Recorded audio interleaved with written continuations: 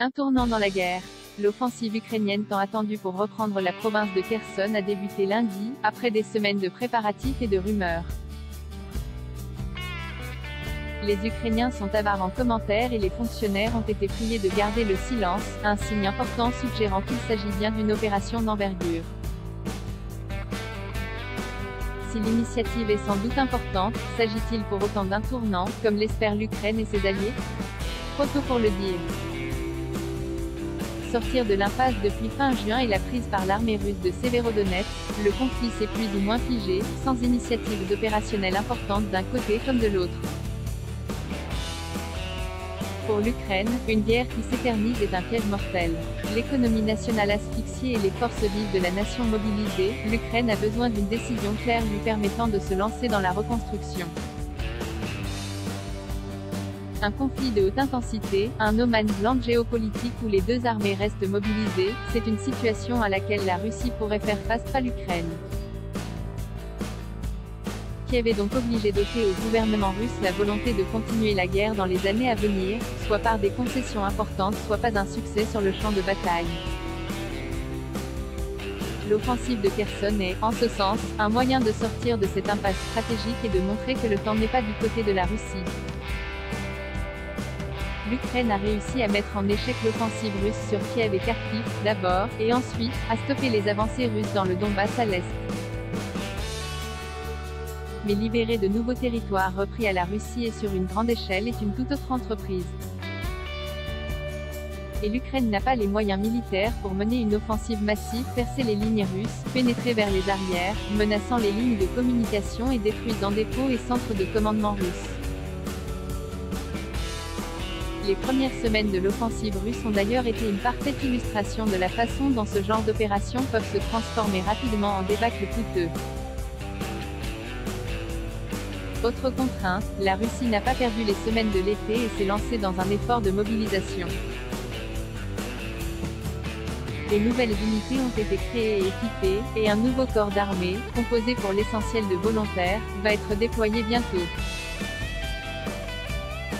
D'autres suivront et la Russie peut reprendre l'initiative. L'état-major ukrainien a donc décidé de lancer une opération visant l'écroulement de l'ennemi par asphyxie logistique plutôt que par le choc des armes et la supériorité numérique sur le front. Les Ukrainiens entendent faire la guerre un peu comme les porcs épiques font l'amour, lentement et avec beaucoup de précautions. Des frappes de précision depuis des semaines. La grande idée est d'appuyer sur la faiblesse russe à Kherson, entre la ville et les bases arrières russes en Crimée coule le Dniepr et ses affluents. Or, l'approvisionnement de Kherson dépend essentiellement de quelques ponts. Le plan ukrainien consiste donc à les détruire et à diminuer les capacités de ces lignes de communication et grignoter les stocks russes existants de carburant et munitions. Dans cette logique, on peut dire qu'en effet, l'offensive ukrainienne a commencé il y a déjà plusieurs semaines par une série de frappes de précision contre les dépôts d'armes et les aérodromes russes, événement devenu depuis quasi quotidien. L'Ukraine a également labouré les défenses aériennes russes en Crimée, peut-être pour ouvrir la voie à de nouvelles attaques et pour forcer la Russie à déplacer certains de ses systèmes de Kherson vers la péninsule occupée.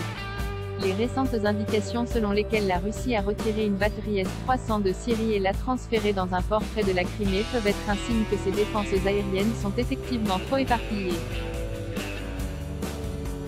Morale et logistique ainsi, bien que la Russie ait été en mesure d'accumuler des renforts dans le sud, les forces au nord et à l'ouest du Dniepr ont un problème de ravitaillement. Et depuis le lancement des offensives ukrainiennes lundi dernier, la consommation russe augmente et avec elle son déficit logistique. Les premiers jours de la nouvelle offensive mettront à l'épreuve la cohésion et le moral des forces russes non seulement face au feu ukrainien mais aussi face à leurs problèmes de réapprovisionnement en munitions, carburant, eau potable et enfin nourriture et médicaments. Les prochains jours et semaines de l'opération permettront de voir si le pari ukrainien est gagnant, si l'intendance russe arrive à suivre et si les dégâts causés par l'élargissement des frappes de précision ukrainiennes ont des conséquences stratégiques. Lorsque les lignes d'approvisionnement s'effondrent, les lignes défensives ont tendance à suivre.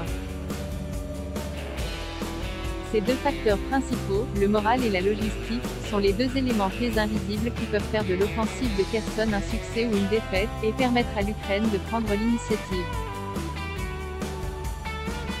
Néanmoins, même si les Ukrainiens réussissent à prendre Kherson, la question de la suite se posera. Kiev n'a pas les moyens de mettre le Dniepr derrière son armée et de poursuivre les Russes vers la Crimée.